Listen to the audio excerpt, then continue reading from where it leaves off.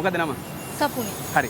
ප්‍රශ්නේ තමයි ශ්‍රී ලංකාවේ අපිට තියෙන මිනිස් අයිතිවාසිකම් වල ප්‍රධානම අයිතිවාසිකම් 5ක් විතර කියන්න බලන්න. ජීවත් වීමේ අයිතිය. හරි. ජීවත් වීමේ අයිතිය. අධ්‍යාපනය ලැබීමේ අයිතිය. 2යි. ඕනම තැනක ජීවත් වීමේ අයිතිය. ජීවත් වීමේ අයිතිය. මාධ්‍ය ප්‍රකාශ කිරීමේ අයිතිය. ඔව්. තමන්ගේ අදහස් ප්‍රකාශ කිරීමේ අයිතිය. නිදහසේ ප්‍රකාශ කිරීමේ අයිතිය. හරි.